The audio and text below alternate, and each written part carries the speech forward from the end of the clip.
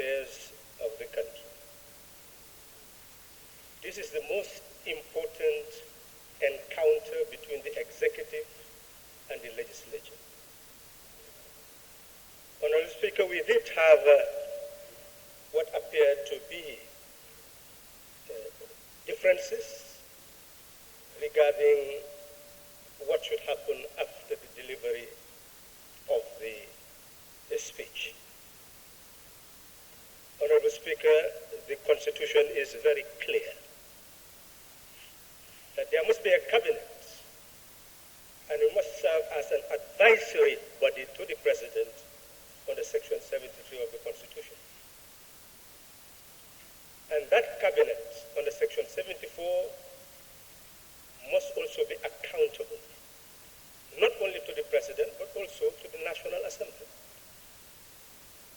But that's not why the President appeared before us and why anybody should represent him.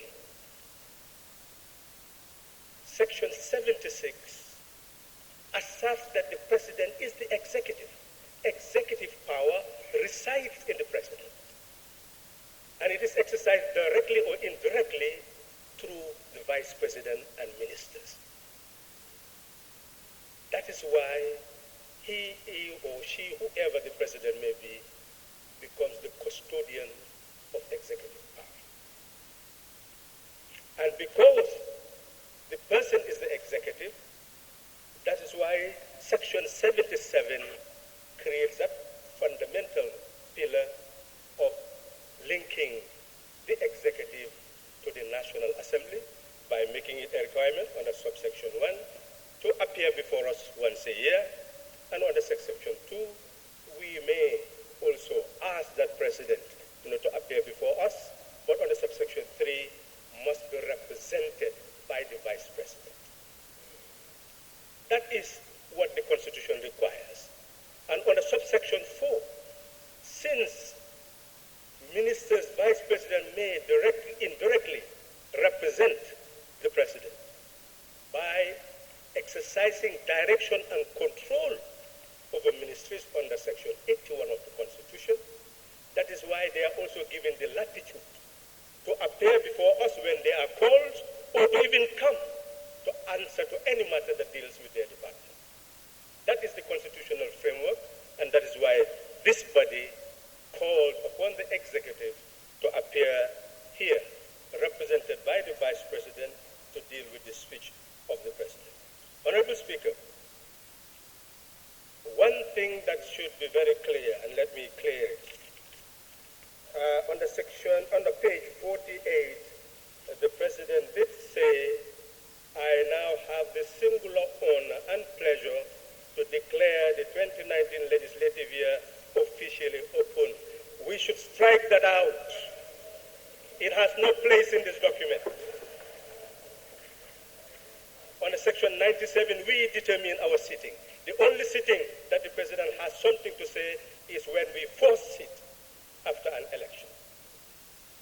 But after that, we determine our own sitting. Nobody opens this parliament.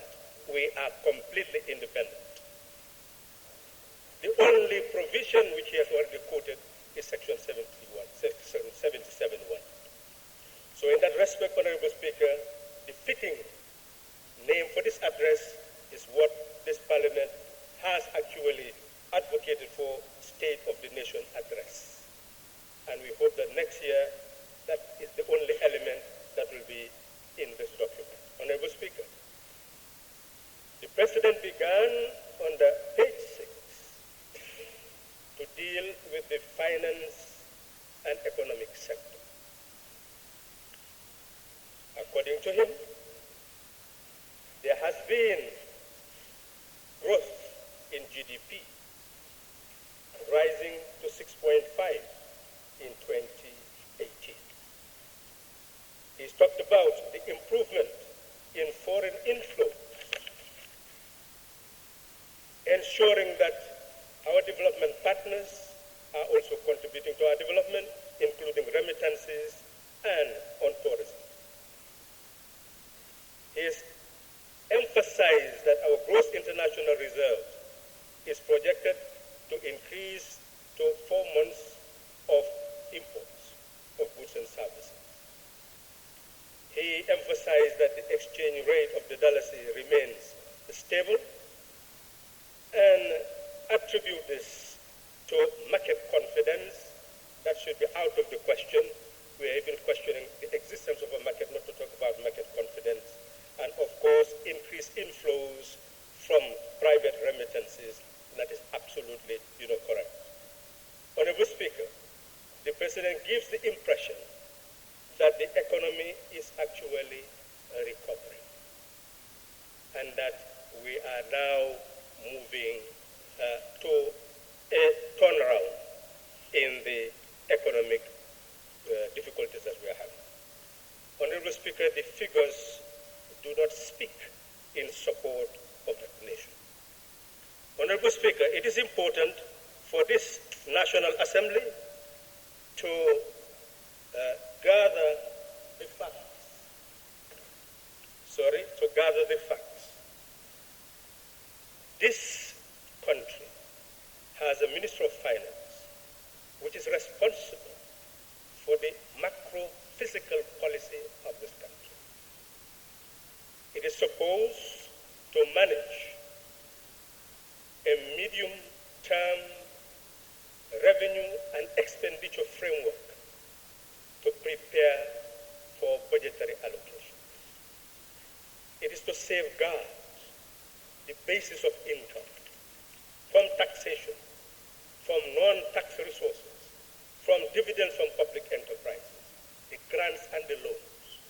Manage the grants, manage the loans in such a manner that we will not go in deeper into indebtedness. The ministry is the core of the economic foundation of the country. Honorable Speaker, we are told that this financial year we expect an expenditure of 28.5 billion.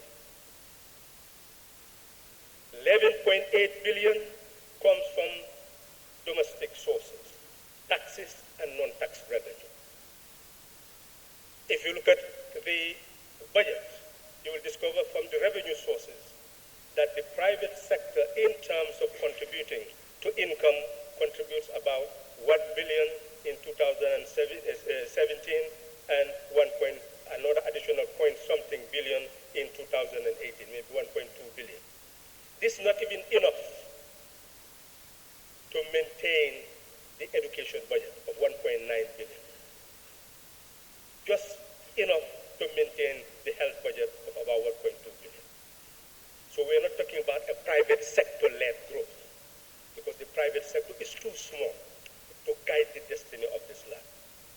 Honorable Speaker, we have that domestic sources of 11.8 billion, and we have to get budget support of 13.5 billion.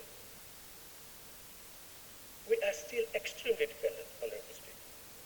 And even though the expenditure is 28.5, we have a deficit of 3.4 billion. And we have to go into domestic borrowing in order to be able to get the 3.4 billion. Honorable Speaker, if we look at what the minister had told us, we have a debt burden of 65.9 billion currently. A debt burden that we must manage. And Honorable Speaker, how do you manage that debt burden? We must be able to generate more revenue. And we must be able to earn more income from exports as compared to imports. Honorable Speaker, if it is simply getting concessions from the international community, the Fourth Republic should be a better teacher. On the 1st of August, 1985, the President of the Republic told the nation about the difficulties that the nation was experiencing, and quote particularly about their economic recovery program, in which he said we just embarked in order to revive the economy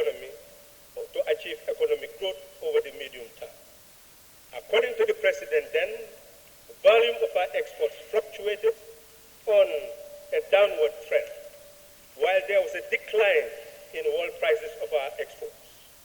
The trade deficits added to a cumulative figure of $365 million.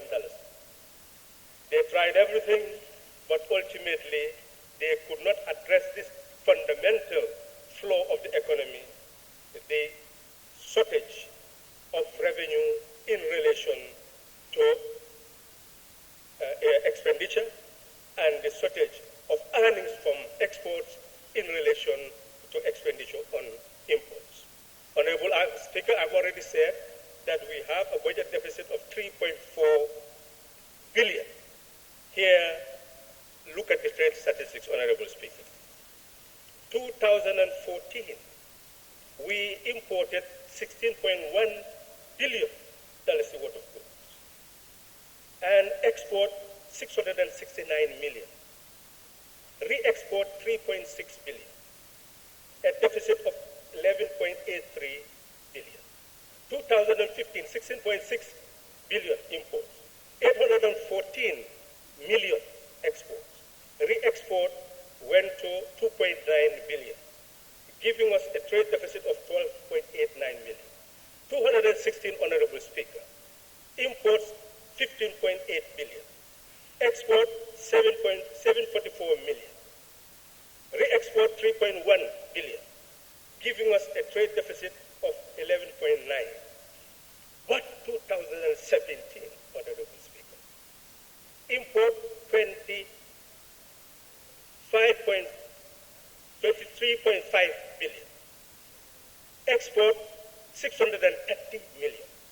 Re-export went down to 403 million. And therefore we had a trade deficit of 24.5 billion. 2018, Honorable Speaker, import 32.4 billion, export 193 million, re-export 403 million, giving us a trade deficit of 31.8 billion, Honorable Speaker. Where is the economic turnaround? That is the state of our economy. We are not exporting, we are simply importing. And even the re-export, even though change has come and we have healthy relation with Senegal, but one can see that the export trade is dwindling. What is responsible? What is helping our economy now is simply the inflows from the grants, from the loans, and from remittances. Remittances were, in 2017, we are told that $113 million, equivalent to about over $5 billion, came into the country as remittances. In 2018, 135 billion, converted maybe over 6 billion, come as remittances. These constitute what is assisting the Gambian economy at this stage. Honorable Speaker, we do have a private sector. We are told that the banks contribute about 57% to meet our needs in terms of debts. But essentially, the banks are designed to build the private sector. But at this very moment, you will see that the circulation, currency in circulation, had decreased from what we were told last year or this year.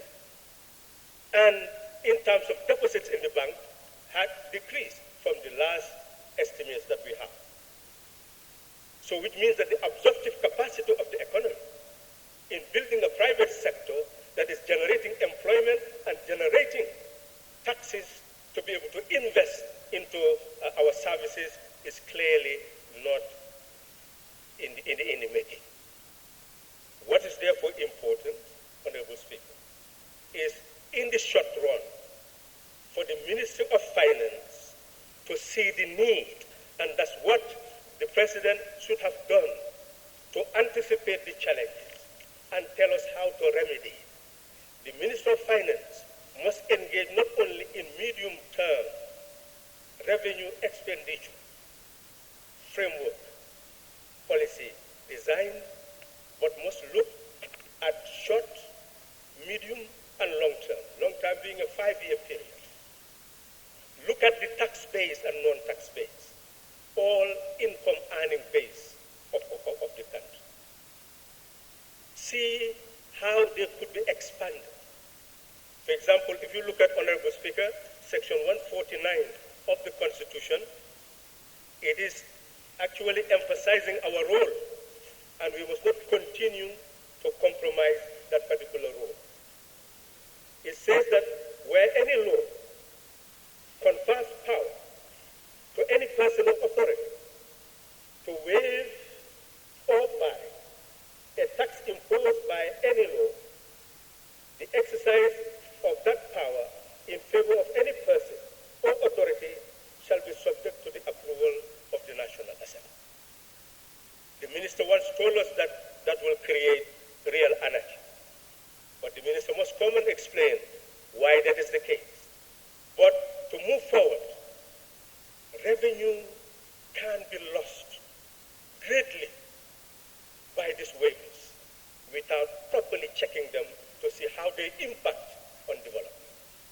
So at least we can have 6 monthly, semi-annual reports from the minister on the exact, rather than waiting for a parliamentary question, on the number of waivers delivered in a particular period and the reasons for them, and then at the end to give annual reports on the impact of those waivers. Honorable Speaker, this will be a way of controlling what is done that deprives the country of revenue. Similarly, Honorable Speaker, we see the public enterprises. They are supposed to generate dividend to government. We've heard from the minister that there is the gateway, and now they are moving more and more towards liberalization. Honorable Speaker, this gateway, and you call them in terms of GAMTEL, just in 2017, interconnection revenue in 2017 was 408 million. In 2016, 539 million. In 2017, it is seen that just income from Gateway reached over 400 million. By November 2017, GAMTEL had received instruction that that money from the Gateway must be deposited at the central bank. And now we are talking about liberalization. Yet, Honorable Speaker, they will come to telecommunication. The President has mentioned, and I'm mentioning this because of the importance of the public enterprises. If we do not cushion them, support them, they will not be able to pay the dividends that would be necessary. Honorable Speaker, the President has mentioned the broadband, so that I can speed up rather than referring to the document. Any question, I will turn to the page. The broadband, which has to generate a loan, they call it soft loan, of $25 million. How will it be paid? This is a loan which GAMTEL must pay. Yet, the gateway that should have enabled GAMTEL to earn the income to pay this is now being liberalized. Where will GAMTEL get the money? You look at that, if GAMTEL was properly managed, Honorable Speaker, you will see that it gets income from international revenue, from local revenue, from telephone rentals, from lease lines, from prepaid cards, 3G internet services, other services, with a properly managed institution. All those other services can meet the cost of sale, all the needs of GAMTEL, and what is coming from international connection, that gateway could have been purely devoted into savings. Not only savings here, but put into bond market externally to generate more income in order to support government in dividend and also maintain the institution. It can even maintain GRTS. Honorable Speaker, the Chinese are coming here. We are not isolating China. We are not treating China like a strange animal, different from all those other countries, Americans, who are there trying to gain as much resources from any part of Africa. That is the international game. It's making profit for your own companies and for your own nation. That's the reality. But China came here with a state construction company, built the Supreme Court building, the State House, many other government institutions. It's a state company that did that. They generate foreign exchange, put it in the international bond system, go to America and see who is really financing their bond market.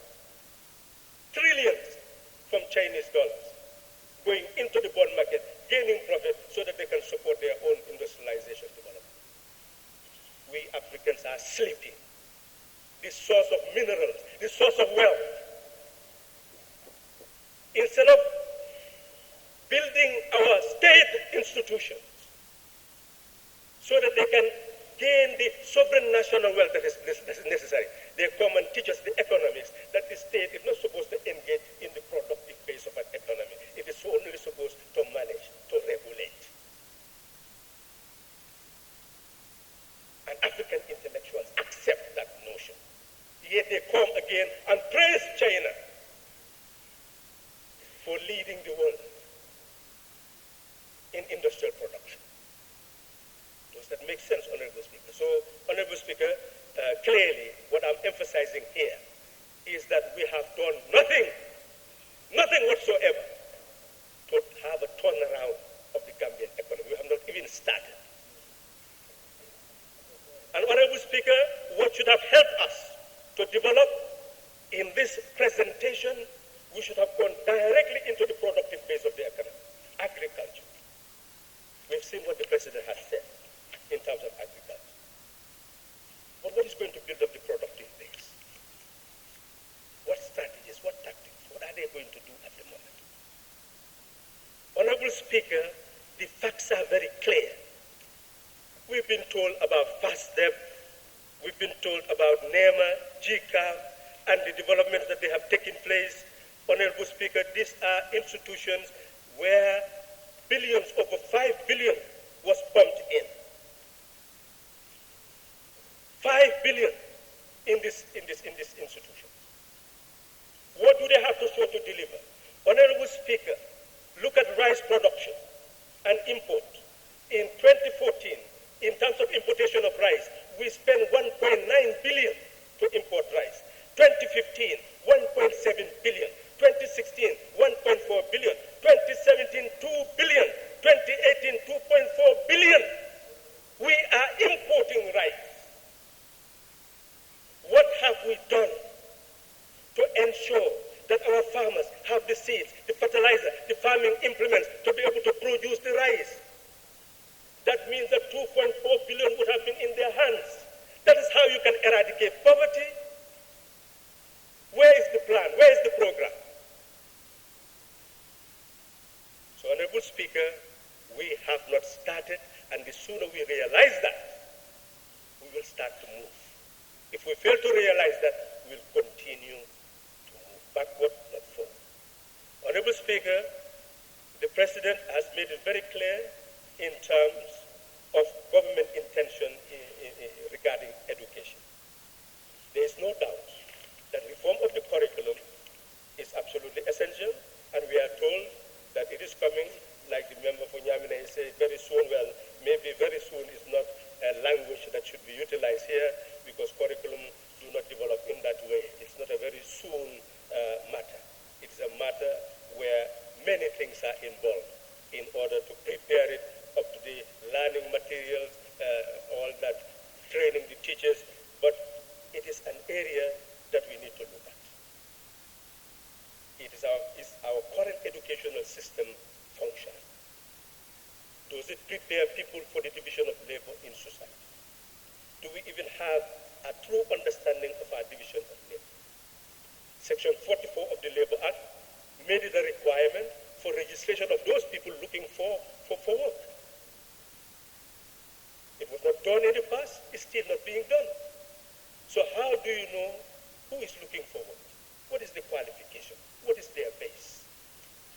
You just come up with training program. Skill training. ITC training. Training. But what have you done to prepare those people to be able to occupy those spaces? And if they're not available, what do we need to create those spaces? Honorable Speaker, that is what ought to be done. So, clearly, in terms of basic education, we know that many people are now being enrolled, 350,000 in our primary schools, 98,000 upper basic, 64,000 in senior secondary schools. Yes, 500,000 young people in our school system. What are we teaching them? What are we preparing them for? That is a question that a new education policy must address. Don't tell us about a new curriculum without looking at reinventing the education policy. So we need a debate on that, and we hope as they work on this document, under Section 102, they should present those documents. It's not a force. They must bring bills here. That's a matter of force. If we invite them, they must come answer our question. But their policies, not a matter of force, but it's a matter of good sense, that the executive, in working out policies, must come and present it to this August body. And from that presentation and the debate that follows, you can add value to those documents so that they serve the national interest. Honorable Speaker, I must emphasize that the Ministry of Higher Education should work very hard in ensuring that the talents we have in the country are retained and helped to develop.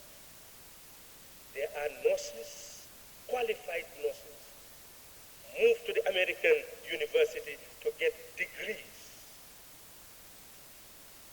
but they cannot afford to pay.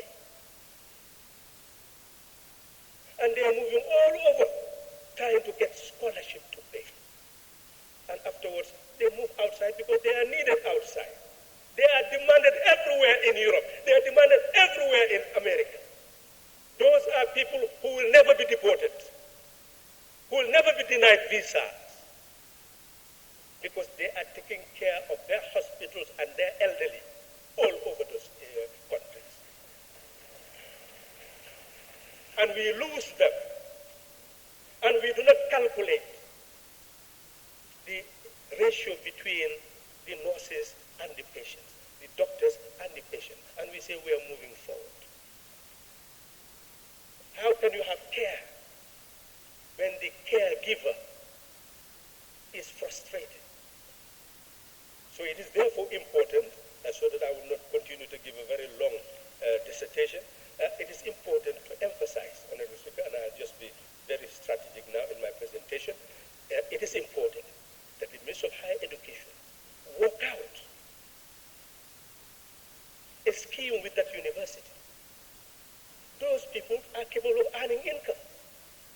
Pay for them and let them get in the system and even earn and repay. It becomes a debt. I'm not saying that should happen. It's better to give it to them gratis. But even if you can, is that what the country needs? If we say that our duty is to make education to be free for all, that education is a right, that we must prepare people, a generation, for the division of labor in society, so that they can continue to regenerate, to rejuvenate our civilization. Is it fair to restrict those who should teach them by virtue of what their earnings are or their parents' earnings are? That if their parents cannot pay for them, then they cannot be trained to come and educate our children? What type of society?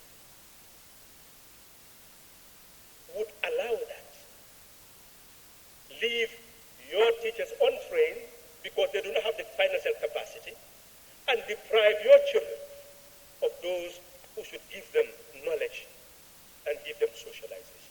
Honorable Speaker, it does not make sense. It is important for the minister to look into this matter. And it's also important for the minister to look into this concept, Honorable Speaker, that has been mentioned here in the speech of the President in terms of science.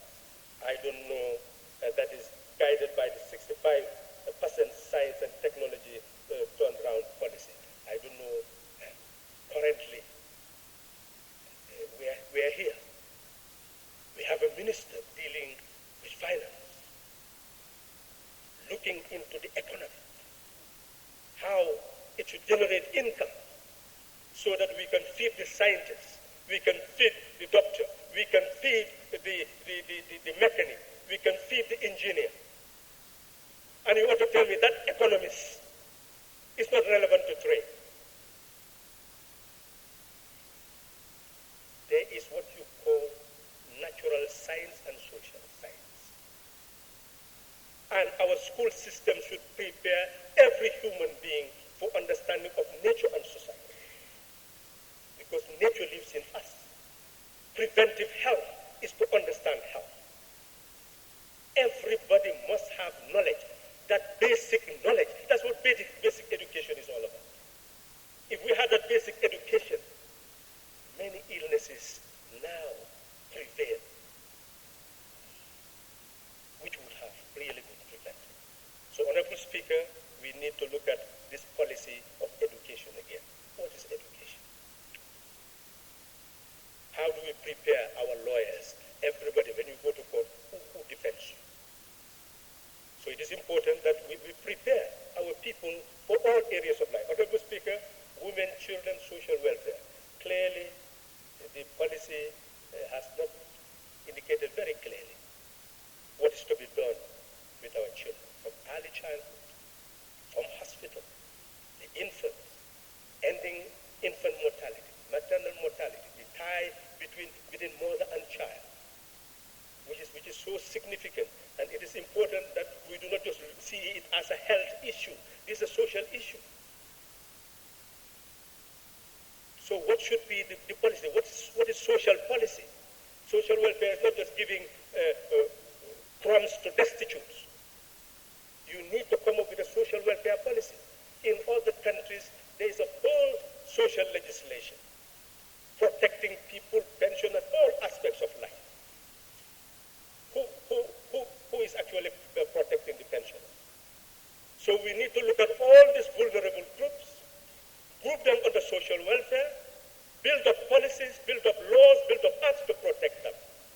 Otherwise, it's just chaff in the wind. So, Honorable Speaker, this document is a starting point of the debate. And we should not get too deep into it because the document itself has not given us much meat to really chew.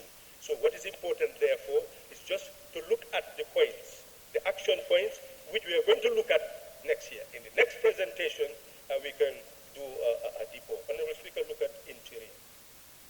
We've seen the demonstrations of young people talking about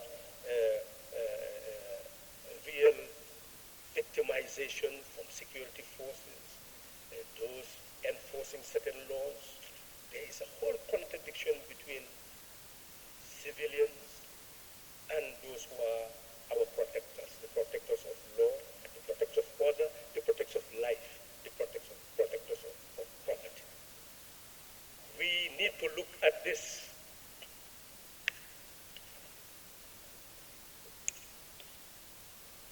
from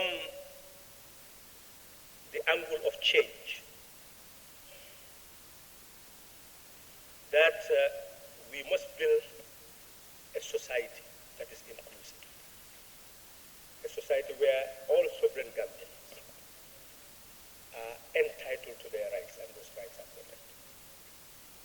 And they must be taught what that society means.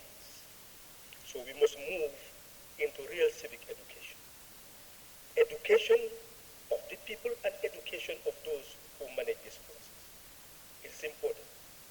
And Honorable Speaker, if you look at the amount of money that we said will be spent in defense and security, some are even talking about curtailing those budgets.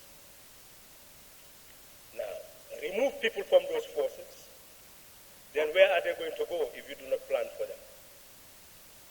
What type of society are you going to have with people trained in using weapons, just left there to go and fend for themselves? That will not be the cornerstone of peace, Honorable Speaker. We have missions everywhere, peacekeeping missions. Look at our ocean.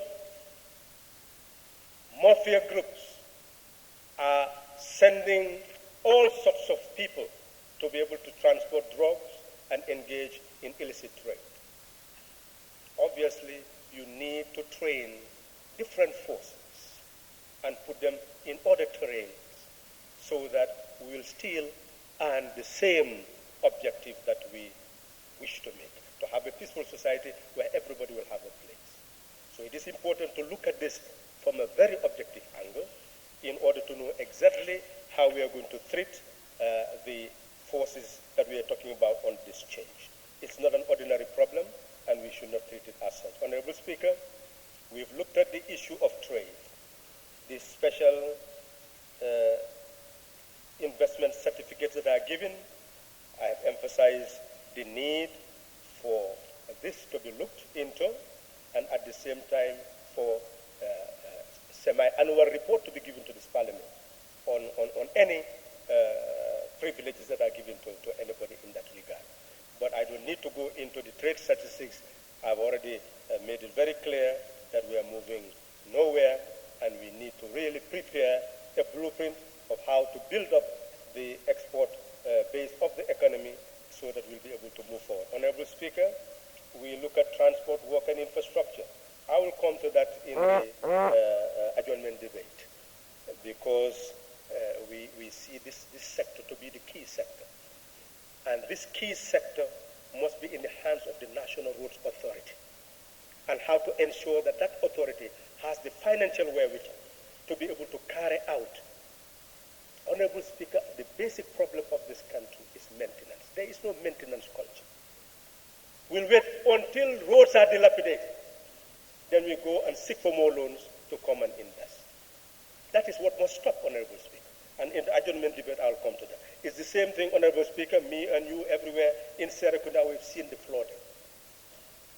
Experts have seen transitional ways of ensuring that we have drainage by creating certain wells in spots where water gather without proper drainage system.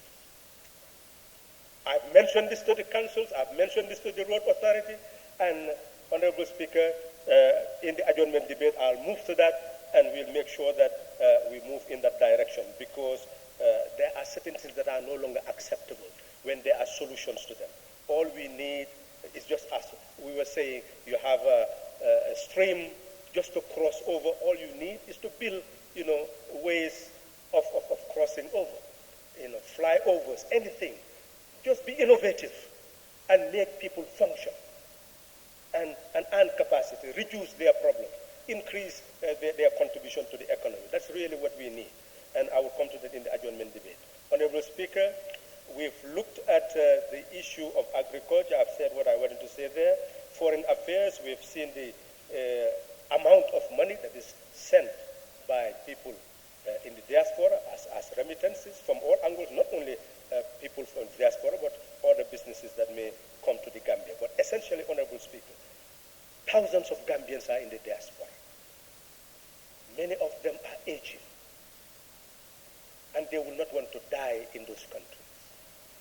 So the Minister of Foreign Affairs is not just foreign affairs, and Gambians abroad.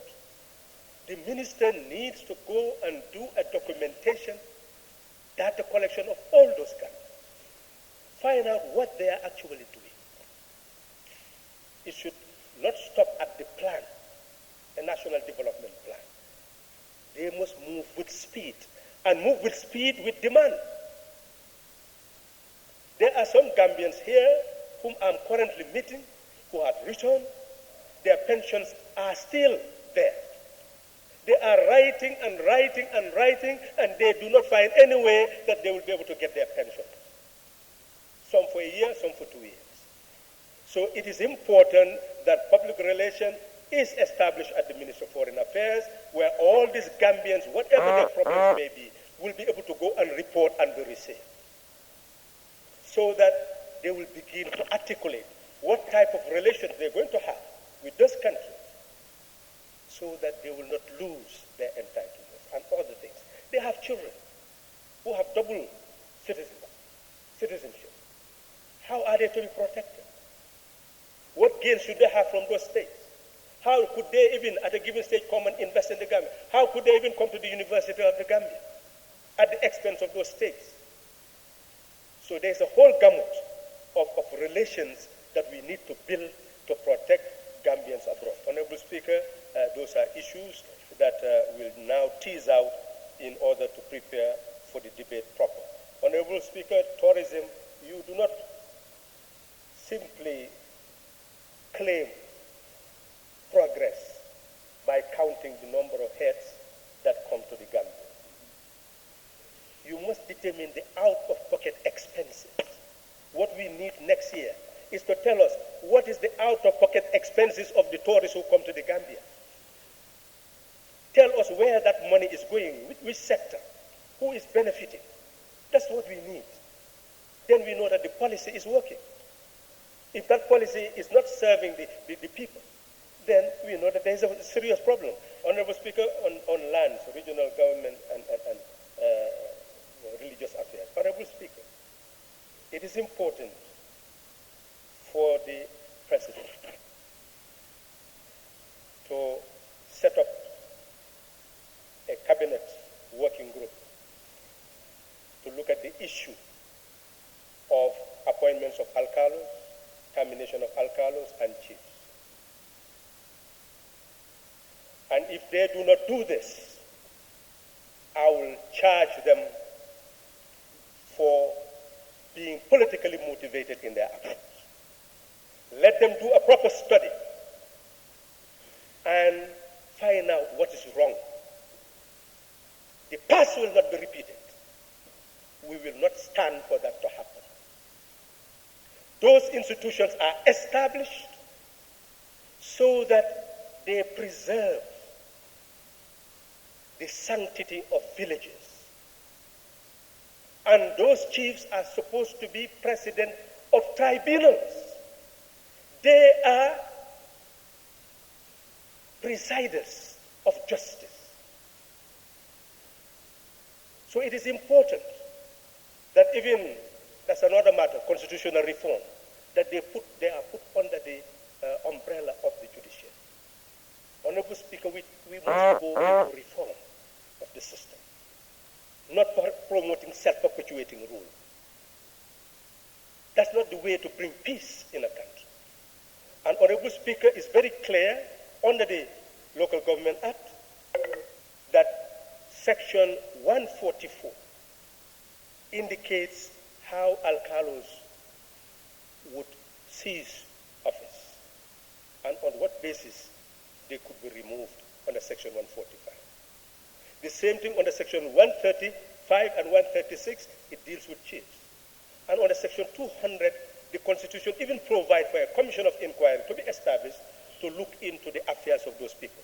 So a government which wants to be transparent, which wants to be just, which wants to govern in a proper manner, will never engage in the past exercises of just simply removing somebody and replacing that person with somebody because you claim that a constitution gives you a right to remove and replace. A government that intends to do justice will look at the provisions of laws that enables you to do things in a transparent and accountable manner, because that is what is going to move the country forward. And Honorable Speaker, I will come to the adjournment debate on that matter, and I'll be harder, in fact, when I come in the adjournment debate. Honorable Speaker, the land issue I'll also mention in the adjournment debate. Honorable Speaker, the environment. It is important that we begin to give this primacy the deterioration made by self rather than by nature is increasing. Throughout the combos, where there is forest, where there is waterways, all these areas, where there is wetland, all these areas are being invaded by companies, and companies that are not subjected to proper impact assessment, environmental impact assessment. Honorable Speaker, the government must begin to look into that, and in the adjournment debate, I will also come into that. Honorable Speaker, in terms of health, here in front of me, Honorable Speaker, as you can see, this is what you call an invoice that I collected for the clinic just opposite my compound. And Honorable Speaker, this is $15,000, another $20,000 just to be able to replace the pipes, the electrical equipment, the toilet. Honorable Speaker, this is where pregnant women deliver. I want the Vice President to go and visit that place and ask herself whether a Gambian child should be born in such a place. And I volunteered to do it. But some authority told them that if you allow this person to do it, you will have implications because we are ready to do it. Fine, go and do it then. But this is what must change. We are not here to window dress. This is not a blame game. Any government that takes over, the first task should have been to identify all the shortcomings and come up with a short, medium, long-term policy, strategic plan, program that you bring before this august body so that we know that this is what you have inherited. It's not your fault. This is what you intend to do. We'll monitor it. Is it the right thing? We add. If it's not the right thing, then we follow you. So every quarter, every semi-annual report, annual report, we determine whether progress has been made. But if you fail to do that, then accept your fault for maladministration. Because administration requires that you do your homework before you start to act. And that's not an abuse. It's a shortcoming. Accept it and administer efficiently and effectively. And prove that you are capable of remedying mistakes and addressing the problems of people. That is how you add value, Honorable Speaker. Honorable Speaker, there is no need to go to the youth. That's the issue. There is no plan for the young people. Very recently, somebody came to me and said, help me read my document. I want a project that I want to give to the President, our scheme, so that there will be training of youth to engage in bakery, to build the bakery, as well as to bake. I put my little thing into it. The person took it away. They said it's a project. Came back to me and said the project is approved. Now it was the project to be implemented, only to be told, well, it may take 3 months, it may take a year, so we no longer know when the project will actually implement. What is there?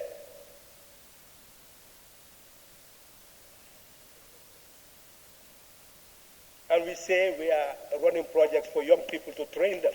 So the government should set up a cabinet task force to look into these key sectors and look into their programs so that they know. Let them not allow others to tell them what progress is being. Let them know themselves so that we can hold them accountable, Honorable Speaker. And if they fail to do so, we'll hold them accountable. If they do so and fail to tell us the facts, we'll hold them accountable. If they do so and remedy the situation, we'll congratulate them. Honorable Speaker, I will leave the others for the adjournment debate, but I must conclude on the note that the President has concluded, because the President deliberately evaded this 3-year, 5-year controversy that is haunting this country. And he should have been the lead person who should make a clear statement before us so that it become an official statement of his position. Since that is not done, I will do it. Honorable Speaker,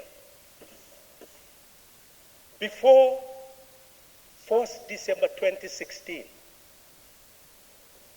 all these Gambians who are beating their chests, that yes, we wanted, that we are bringing about change so that we can have this. I must say that 99.9% of Gambians never expected that change will happen. That is the truth. You expected nothing after 2016.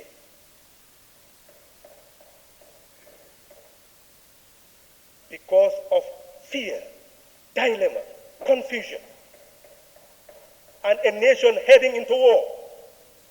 Some of the people who are in certain parties who are part of the ruling feel that, well, we were going in the right direction, but eventually this brought about the change. We were heading towards war. The APRC headquarters was burnt. And many more of that was coming. Who knows, we may have ended up with a Gaddafi situation. Who was stronger than Gaddafi? Who on earth was stronger than Gaddafi? So this change was not a change for this party or that party. It was a change to save the Gambia, so that we will not lose this country, because we were heading towards losing it. So nobody should look at the past that brought us together for a project of saving the Gambia, to create a Gambia where all of us will see ourselves, all of us will own, all of us will belong to, no matter the past, no matter the present. That was the objective. One Gambia, one nation, one people.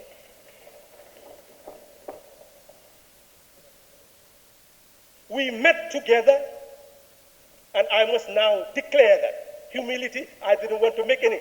I was the first to invite presidential candidates, not parties. Because if we invited parties, people were so angry, especially one party whose leader was in prison. You call them Halifa Sallah and say, come and we make you a president. They will think you, Halifa Sallah, you are mad. That's why we didn't call parties, we called presidential candidates.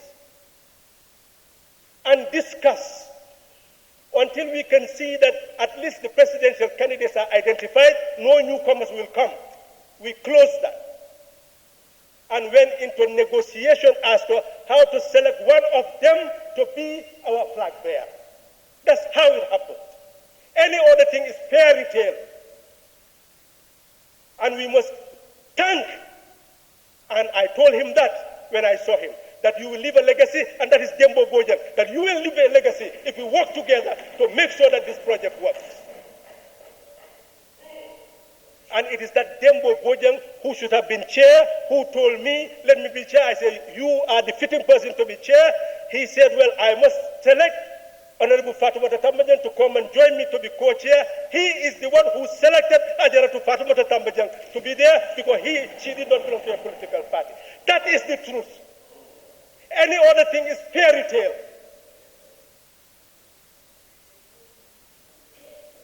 We met. We eventually agreed because none of us could be president. None of us could sell himself or herself. None of us could sell his party or her party. That is why we say let's develop a tactic that can build confidence within us. So that whoever is selected, everybody will go and fight so that you are there. That is what brought about the 3 years. That let us meet, let us agree. If we have 3 years, you will not stand in the next election, you will also not support any side, then we will have a level ground for multi-party contest, and Gambia will be the most democratic country in the world. That is the agenda. So those who talk about 5 years,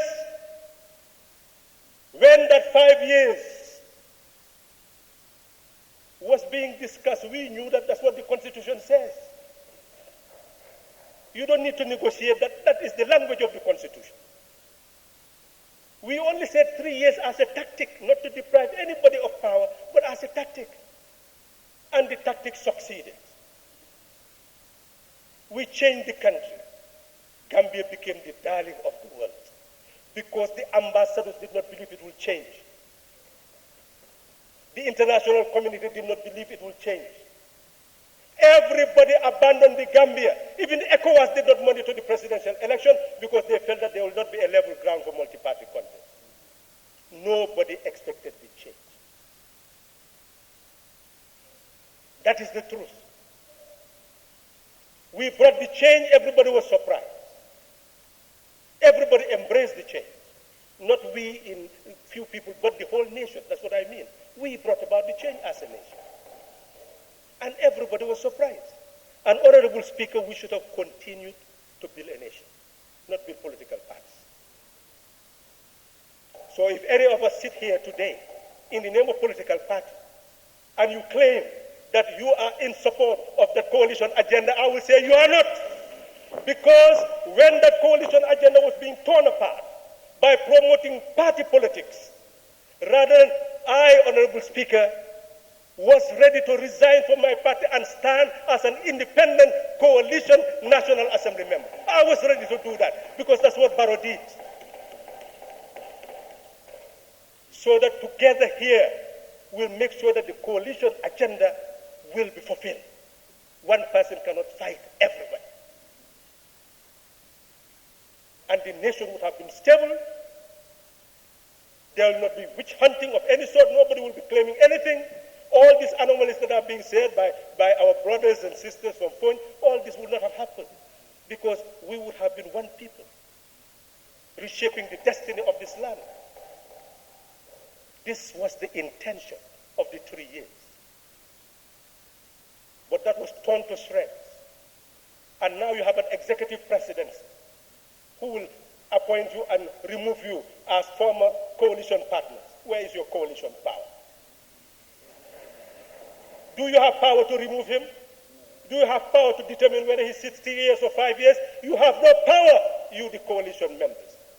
You don't have a coalition. That is the truth. That agenda has disappeared. And those who now talk about agenda, coalition agenda, 3 years. Honorable Speaker, people must remember. On the 2nd, the former president accepted. I was in my home when the IEC called me and said the State House wants to talk to me as the spokesperson of the president. I said, give them my phone. Honorable Bala Jahumpa called me and said that, well, State House wants to talk directly to the president to concede. I called the president and said, leave this phone, they are going to call you. And all of us heard what was said because it was on national media. They conceded. Honorable Speaker, 1 week, there was a renege of the position. We knew that there was already a rolling back before you people knew, because we had transitional forces that were supposed to liaise to facilitate the transition. But we were unable to meet. And we knew what that person who was heading their side told us. That's when we knew that vaccination was coming. Eventually, there was a reneging of the position, Honorable Speaker. Now, I'll come to conclude that very soon. The reneging of the position, what happened? Many people came to us and said, let's get up. When there were troops in the streets, sandbags, soldiers everywhere. And Section 99 of the Constitution says that if the nation is at war, you can prolong the National Assembly and the term of the president. We said, peace. His term ends 18th January. And when it ends, if he continues, he becomes a rebel. Anybody who supports him will become a rebel. That's what we told people. Calm down and wait to claim your victory on the 19th. And when ECOWAS came, they were proud was the most pleasing mission that they have ever carried. When they met people and found out everyone was ready and we knew exactly what we wanted, it pleased them. They accepted that they will also wait for the 19th and they will come and join us in the celebration. But they went and prepared their standby force. We asked them not to issue any military threat because the Gambian constitution says 3 months before the end of the term of the incumbent, we should have an election. So if we have an election, he still has a residue of time left. And we want constitutional legitimacy. We also want electoral legitimacy. We have electoral legitimacy. Now we'll continue until we have the constitutional legitimacy. Let's leave him to make himself an outlaw. That was the decision. We are now telling you, those who are talking about 3 years, that under the Gambian Constitution, Section 65 provides for resignation by any person who is president. And we were banking on that provision and amendments of the Constitution to carry out what was our agreement. But Section 65 of the Constitution says that anybody who is also elected has a term of 5 years. Both are in the Constitution. So if you elect a person based on Section 65 with an agreement that we all cherish to save a nation, and he comes and says that, well, now I'm going to serve 5 years, what are you going to do? Overthrow the person?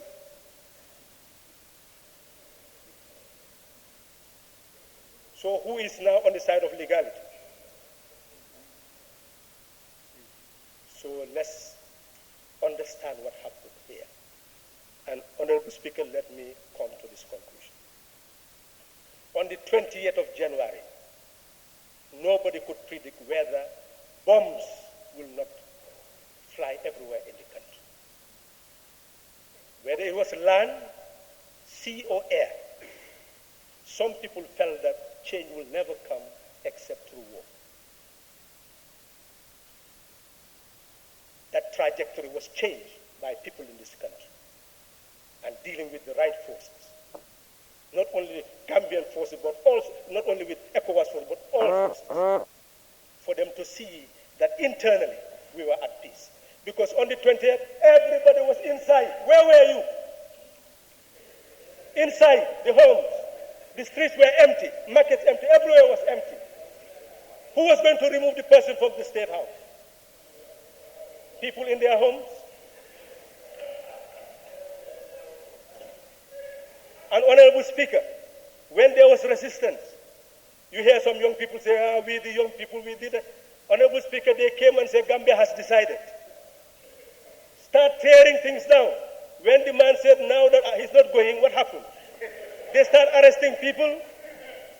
Nobody dared to put on those T-shirts. Some ran to Senegal. I'm not trying to, caricature people. I'm telling you the fact. These are facts I don't want to say, but you were forcing me to say it. And I will say it. And I was there calling me and the president to see how they will be released, those arrested, until we settle everything down.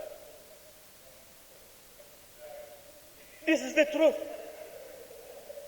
So where is power? It's the might of the people, the might of democracy that has made it possible for him to be sitting where he is and for us to be sitting where we are. It's the might of democracy, not the might of an instrument of coercion. That is the reality. So it is the president who can honor his mandate as per the coalition or honor his mandate as per the Constitution. But as soon as he became president, he could no longer be controlled by the coalition. He is now under the mandate of a constitution. If he respects us and respects our will, so he be it. If he does not want to respect it, then it is between him and the constitution. And Gambians must bear in mind, and excuse me for lifting my thing because it's very arrogant. I don't want to do that. I'm not threatening anybody.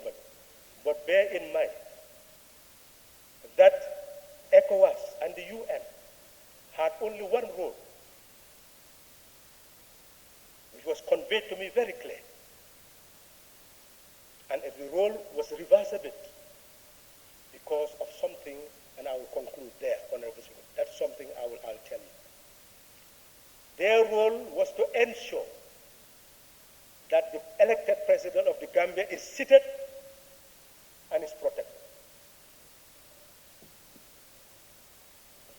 And when they were coming with that mission and to fight anything that was on the way of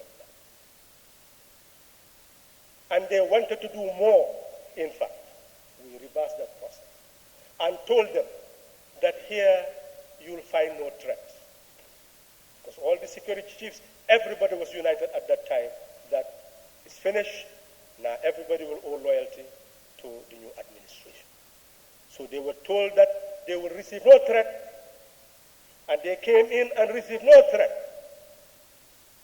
And all the workings were done to ensure that they live in harmony with the security forces in the Gambia.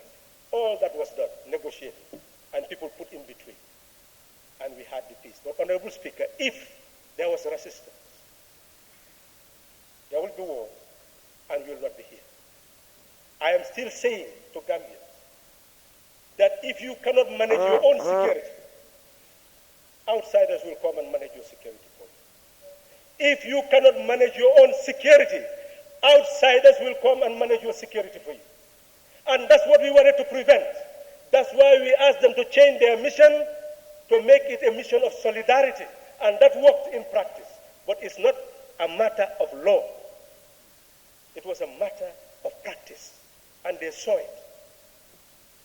That's why they came and mellowed, and nobody could even see them, to the point that they were playing football because of the peacefulness. Because they saw that on the day that President Barrow was coming, thousands of people from the airport to his home were in the street to welcome him.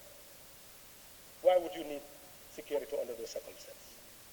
So in short then, Honorable Speaker, those who are talking about 5 years are wasting our time. Those who are talking about 3 years are correct if it is the 3 years of our coalition. But if it is another 3 years, they are wasting their time. Our 3 years has been wrecked. It cannot be reversed. It is history. Only President Barrow can redeem himself and say that, well, I will respect it, and then we proceed. But if he says that he does not respect it and will not respect it, well, it's left to him. Halifa Sallah will not come and give excuse for him that because of a transition, a CRC, or that is why he should stay in power. That will never happen. Because the CRC, we could have changed the constitution in 1 year. Honorable Speaker, let me therefore ask Gambians that this country does not belong to President Barrow, it does not belong to Halifa Sallah, it does not belong to this National Assembly, it belongs to the Gambian people. They are the ones now who must understand that a government, I'll conclude, Honorable Speaker, I know that I've taken too much time, but because of the situation, that's why I'm clarifying it. A government must be criticized, must be scrutinized, must be restrained, and then must be changed according to the Constitution if you believe in democracy. But change by overthrowing it if you don't believe in democracy. Overthrowing a government which does not have any means left for people to change it through the ballot box may become necessary.